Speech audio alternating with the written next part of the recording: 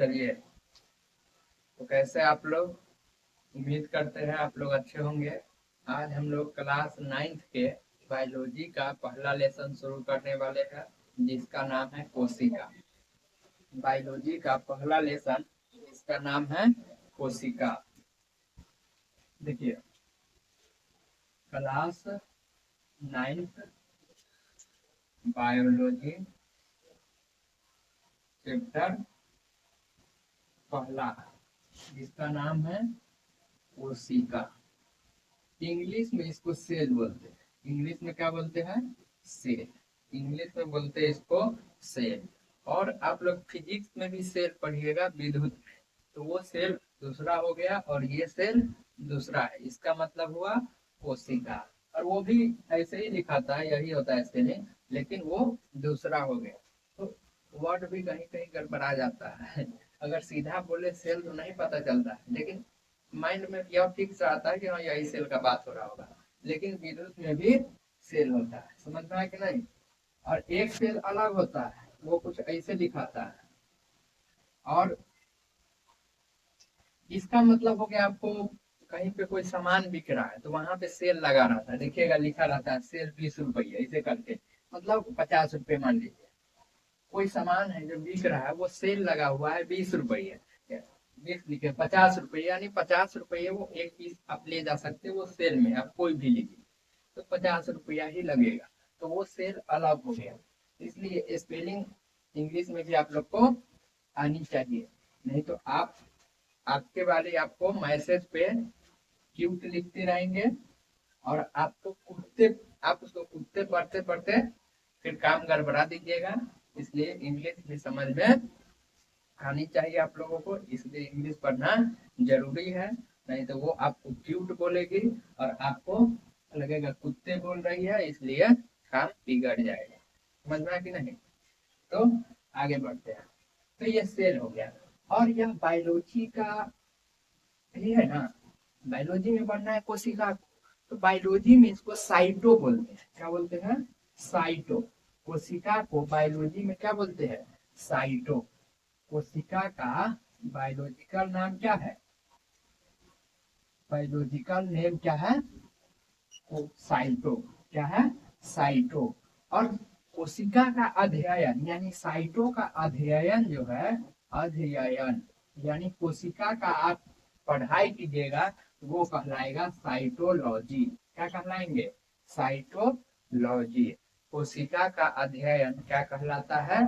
Cytology. और एक होता है साइको। साइको मतलब पागल होता है। साइको मतलब पागल। एक गाना में कहता है ना, हाय नी मोर सैया साइको, मतलब अगर सैया पागल है और उसका सैया को लगता है पागल मतलब कुछ साइको मतलब कुछ होता होगा अच्छा, इसलिए बोल रहा है, वो भी उसके साथ नाच रहा है, उसको पता नहीं है साइको मतलब पागल होता है। समझ में है कि नहीं? तो आप लोग ऐसे कोई बोले तो तुरंत उसको लगा दीजिएगा। ये सब खराब चीज होता है, ये सब लड़की खासकर ऐसा करती, लड़का से जो समझता है ये वो पागल था, नहीं समझा। तो साइटोलॉजी यानी कोशिका का अध्ययन। अगर बात करें कि कोशिका का इतिहास कहाँ से शुरू होता है, तो जर्मनी से। कहाँ से कोशिका का इतिहास शुरू होता है? जर्मनी से। यह इतिहास नहीं है, बायोलॉजी है।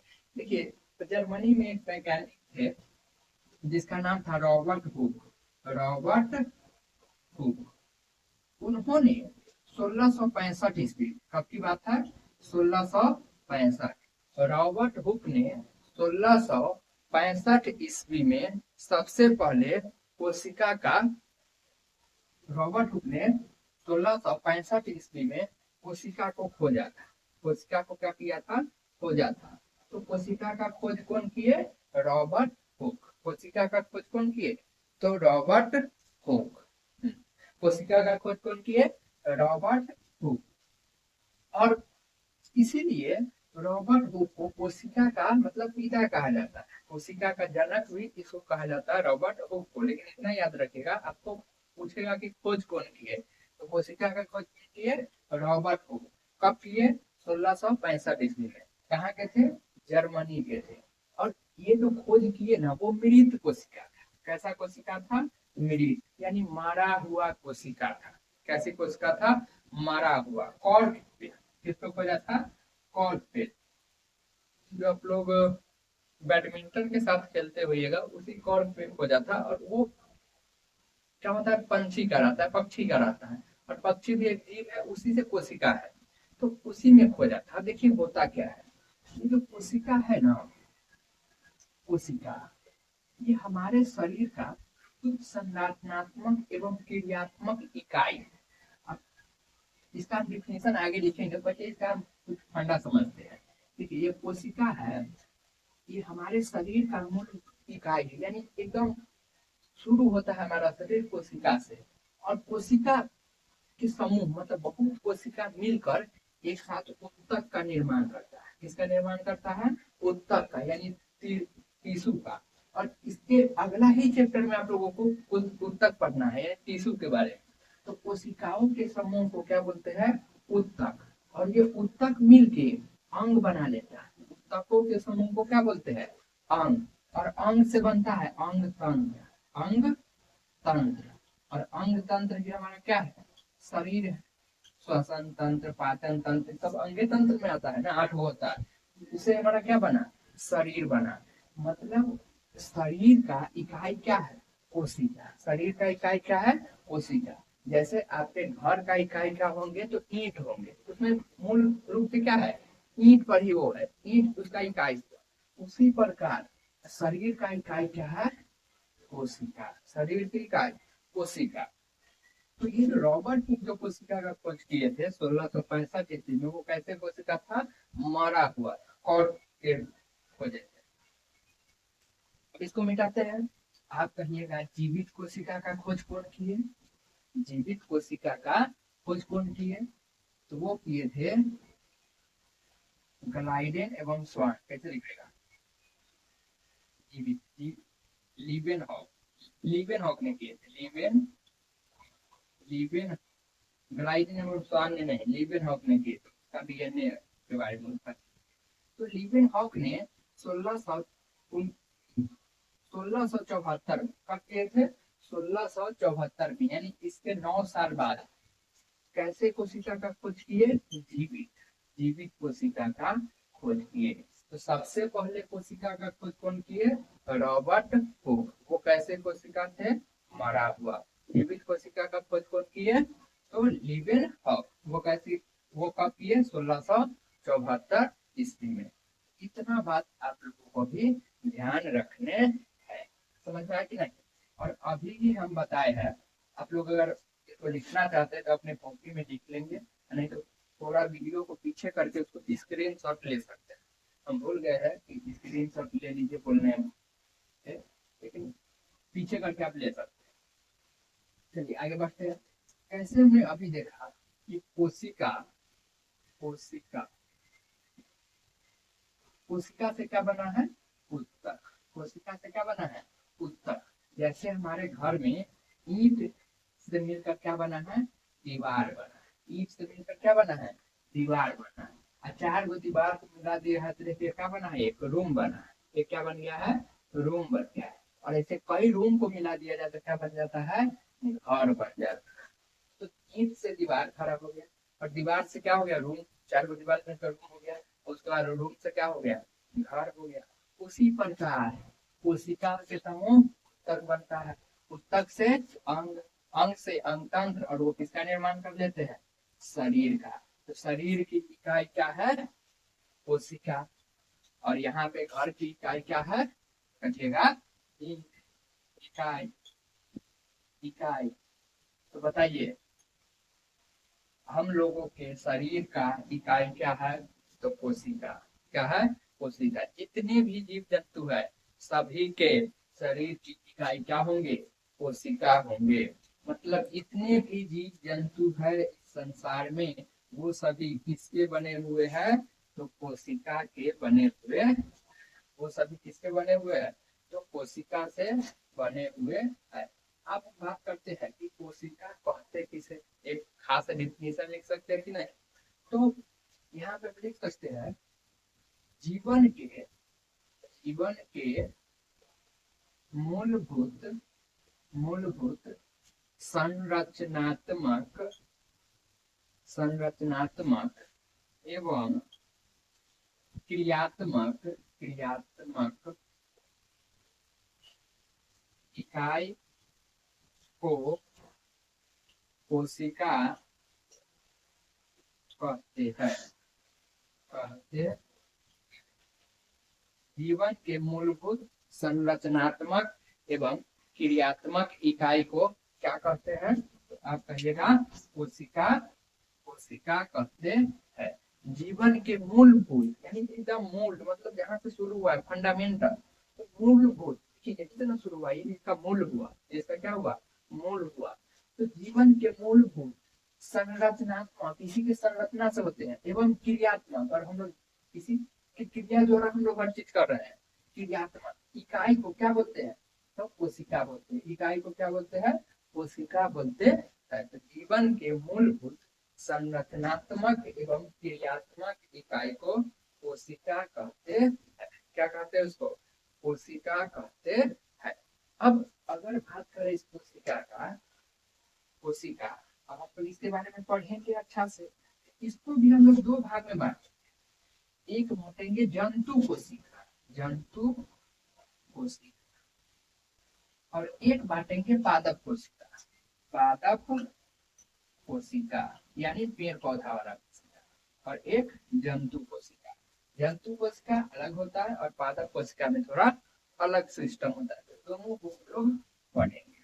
अभी हम लोग पढ़ेंगे पहले जंतु कोशिका, फिर देख लेंगे पादप कोशिका। जो जो समान होगा वो आसानी से इसमें समझ आ जाएगा पादप कोशिका में। पहले हम लोग देखते हैं जंतु कोशिका, इसमें क्या क्या होते हैं, कैसे क्रिया करते हैं, एक एक चीज को समझेंगे। फिर आएंगे पादप कोशिका में, फिर सबके अंतर के बारे में समझेंगे। एक एक जितना भी चीजें वो सब हम लोग क्लियर करते चलेंगे, और जो है आपको क्वेश्चन आंसर पे हम सोल्व करा देंगे। तो कई पार्ट में वीडियो बनेंगे। चलिए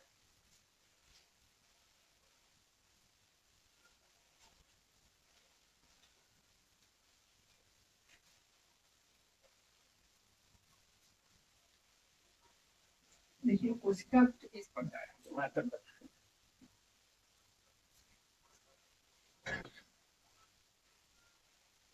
ये जो है कोशिका है, ये अपनी क्या है, कोशिका है। अब अगर आप ध्यान से देखिएगा तो बाहर पहले परत बनाए हैं, बाहर क्या बनाए हैं, परत बनाए।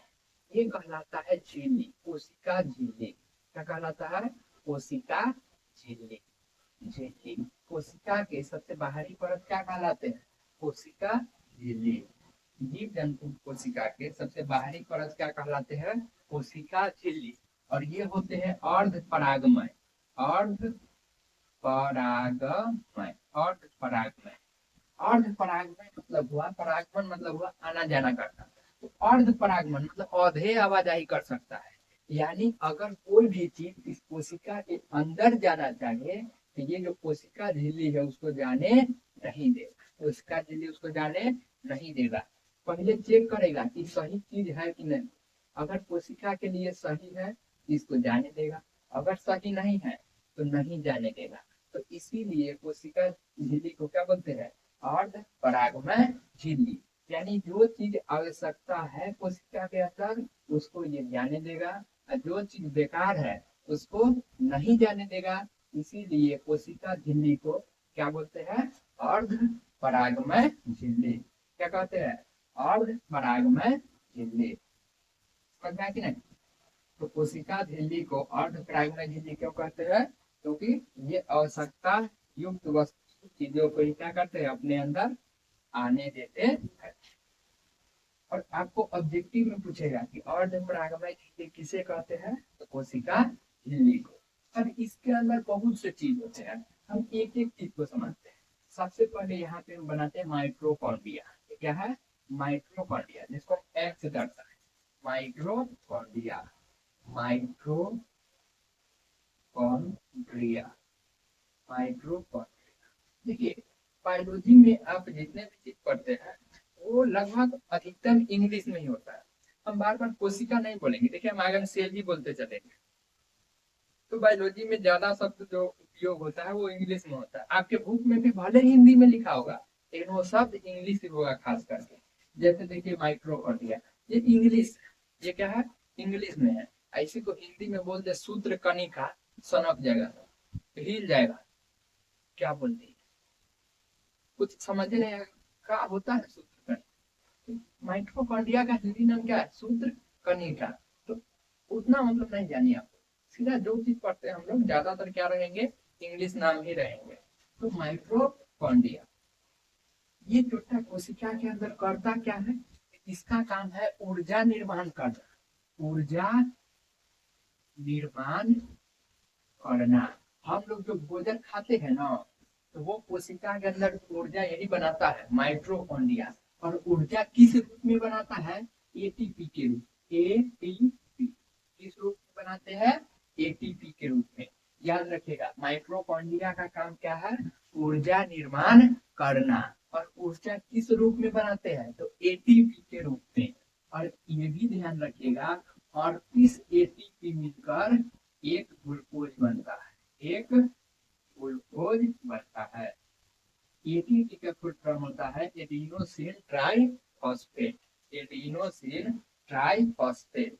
और 38 एटीपी मिलकर क्या करते हैं, एक ग्लूकोज का निर्माण करते हैं। माइटोकॉन्ड्रिया क्या करते हैं, ऊर्जा निर्माण करते हैं। या इसका दूसरा और नाम बोलता है पावर हाउस। क्या बोलता है, पावर हाउस। पावर हाउस किसे कहते हैं, तो याद रखिएगा माइटोकॉन्ड्रिया को। पावर हाउस किसे कहते हैं, माइटोकॉन्ड्रिया को। याद रहेंगे ऊर्जा निर्माण कौन करते हैं, माइटोकॉन्ड्रिया। ऊर्जा निर्माण माइटोकॉन्ड्रिया। अब सोचिए हमारे शरीर में कितने कोशिका, इतना है जिसको हम लोग आंख से नहीं देख सकते। आगे चर्चा करेंगे एक एक करके। इतना छोटा है जिसको हम लोग आंख से नहीं देख सकते हैं। अभी हम यहाँ पे मान लीजिए चुट्टी काट लिए तो कितना कोशिका नष्ट हो जाएगा, कितना हो गया होगा, कितना बनता रहता है। तो हम लोग उसको नंगी आंखों से नहीं देख सकते। देखने के लिए सूक्ष्मदर्शी की आवश्यकता पड़ती है, यानी माइक्रोस्कोप से देखा जाता है तो अब जाके वो दिखता है। इतना छोटा होता है, सोच नहीं सकते हैं। और एक मानव के शरीर में लगभग अरबों खरबों, समझिए 80 अरब 100 अरब इतना ज्यादा कोशिका है। तब मिल के वो क्या किया है, एक शरीर का निर्माण किया है। तो हम जो खाना खाए हैं वो हमारे हर कोशिका में क्या हो रहा है, कोशिका के माइटोकॉन्ड्रिया में ऊर्जा बन रहा है, हर माइटोकॉन्ड्रिया में ऊर्जा बन रहा है। अब मान लीजिए हम चले गए दौड़ने, क्या कहाँ चले गए, दौड़ने चले गए। तो जब हम दौड़ेंगे तो ऊर्जा कहाँ चाहिए, पैर। ऊर्जा किसको चाहिए, पैर को। तो पैर में हमारा सभी ऊर्जा जाएगा। और पैर में जितना कोशिका है वो तो ऊर्जा बनाएगा। और वो ऊर्जा हम कहाँ खत्म करेंगे, दौड़ने में। तब कोई ऐसा चीज होना चाहिए ना, बाकी शरीर में भी ऊर्जा बन रहा है, हर चीज में हाथ सब में बन रहा है, वो ऊर्जा को लेके पैर को दे ताकि आसानी से हम दौड़ सके, आसानी के क्या कर सके, दौड़ सके। इसके लिए होता है गोल्जी बॉडी।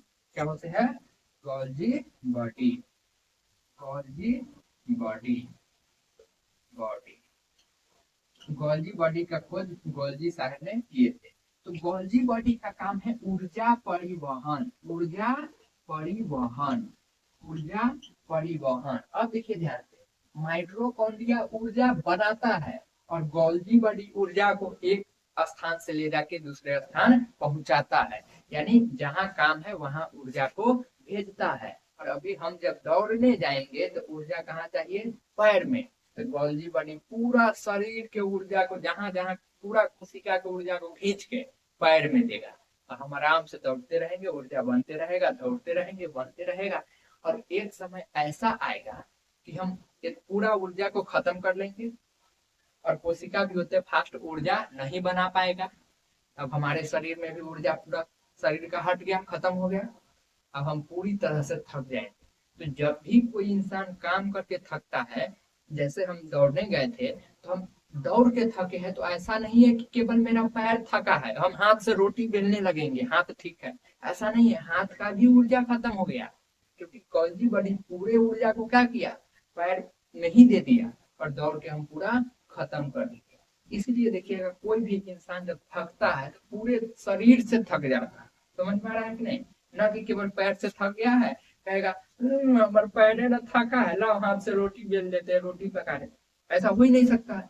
तो कुछ तो पूरा शरीर थक गया, तब आके हाँफेगा, और माइटोकॉन्ड्रिया को ऊर्जा बनाने के लिए सांस की आवश्यकता होती है। ये भी आप लोगों को पढ़ना है आगे क्लास में 10th में।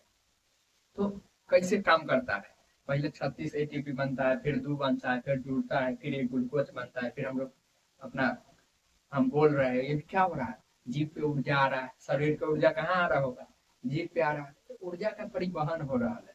तब सांस जितना फास्ट लेगा उतना जल्दी जल्दी ऊर्जा बनेगा।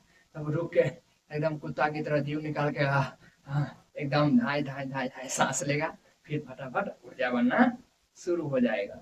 ऊर्जा कौन बनाया, माइटोकॉन्ड्रिया। और जहाँ ऊर्जा की आवश्यकता है उसे कौन पहुंचाएगा, गोल्जी बॉडी। इसे ट्रैफिक पुलिस भी कहा जाता है, गोल्जी बॉडी को, क्योंकि जहां जरूरत है वहां एक जगह से लेकर दूसरे जगह पहुंचा देता है। तो ऊर्जा कौन बनाया, माइटोकॉन्ड्रिया। और ऊर्जा का परिवहन कौन किया, गोल्जी बॉडी। ऊर्जा का परिवहन कौन किया, गोल्जी बॉडी। यहाँ तक में कोई दिक्कत नहीं ना, आप इसको स्क्रीनशॉट भी ले सकते हैं। अब आगे बढ़ते हैं। तो हम लोग माइटोकॉन्ड्रिया देख लिए, गोल्जी बॉडी देख लिए। अब देखते हैं वैक्यूम्स, जिसको राजधानी बोलते हैं, राजधानी। और इसी का दूसरा नाम है रिक्तिका, रिक्तिका। जब आप लोग क्लास 8 में रहे होंगे तो वहां पे राजधानी नहीं बोल देता है, इसको बोलता था रिक्तिका। वहां पे किताब में क्या पढ़े होइएगा, रिक्तिका। लेकिन अब क्या है, राजधानी। तो वैक्यूम से जिसको बोलते हैं, भी से इसको लिखते हैं। तो इसका काम है जल इकट्ठा करना, जल संग्रह, जल संग्रह। कोशिका के अंदर जल इकट्ठा कौन करता है, तो राजधानी। कोशिका के अंदर जल किसके अंदर होता है, तो याद रखिएगा, राजधानी के अंदर। कोशिका में जल कौन इकट्ठा करता है, तो राजधानी। इसका सिंपल नाम है जल का संग्रह। समझ में आएगी नहीं। तो माइटोकॉन्ड्रिया का काम क्या है, ऊर्जा निर्माण करना है। इसको और क्या कहते हैं, पावर हाउस कहते हैं। ऐसे बहुत है, ऑब्जेक्टिव सोल्व कराएंगे तो देखिएगा। और गोल्जी बॉडी का काम ऊर्जा परिवहन। वैक्यूम्स का काम पानी का इकट्ठा करना। उसी प्रकार एक देखते हम लोग राइबोसोम। एक क्या देखते हैं, राइबोसोम। आर से जिसे लिखे हैं राइबोसोम, राइबोसोम। ये जो राइबोसोम है ना, ये कुछ इस प्रकार से देखिए, राइबोसोम का आकृति इस प्रकार से होता है। इसमें जितने भी चीज है ना, सबका अपना अपना आकृति है। जैसे बात करें माइटोकॉन्ड्रिया, तो रियल में कुछ ऐसे होता है। अब उसको फाड़ के देखिएगा तो कुछ ऐसे होता है। अब इसके अंदर में पढ़िएगा तो क्रीप से चक्कर पढ़ना पड़ता है, तब समझ में आता है कि कैसे ऊर्जा बनता है। इसका क्रिस्टी ने खोज किया था, तो उसी के नाम पे चक्कर होता है, चक्र पढ़ते हैं। अलग हो गया, आप लोग को सिंपल यहाँ पे समझते जाना है। अब क्या है, राइबोसोम। राइबोसोम कुछ इस प्रकार का दिखता है। इसके 2 भाग होते हैं, दोनों अलग अलग। एक भाग होता है स्मूथ, जिसको क्या बोल सकते हैं, एकदम मुलायम, मुलायम। और एक भाग होता है रफ, जिसको बोल सकते हैं हम लोग कठोर, खुरदुरा, खुरदुरा, खुरदुरा। एक भाग होता है खुरदुरा और दूसरा भाग होता है मुलायम। दूसरा भाग मुलायम, एक भाग खुरदुरा और दूसरा मुलायम।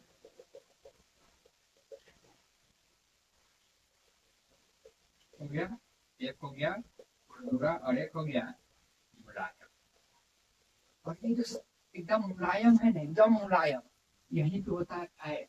यहाँ पे क्या होता है, फैट यानी वसा। यहाँ पे क्या होता है, वसा। और जो खुरदुरा है ना, यहाँ पे होता है प्रोटीन। यहाँ किसका संचारण होता है, प्रोटीन का। और स्मूथ में वसा का। तो वसा एकदम तेल होता है, और तेल पूरा मुलायम होता है, और प्रोटीन स्मूथ से है। तो जो स्मूथ भाग होता है, पूछेगा कि स्मूथ राइबोसोम में किसका संचारण होता है, तो स्मूथ का वसा। और रफ यानी खुरदुरा राइबोसोम में किसका संचारण होता है, तो प्रोटीन का। किसका संचारण होता है, प्रोटीन का। यानी इसके अंदर वसा और प्रोटीन को नियंत्रित करते हैं कोशिका के अंदर। राइबोसोम कौन करते हैं, राइबोसोम। कोशिका के अंदर सबको नियंत्रित, प्रोटीन और वसा को कौन नियंत्रित करते हैं, राइबोसोम। यहाँ तक में कोई दिक्कत।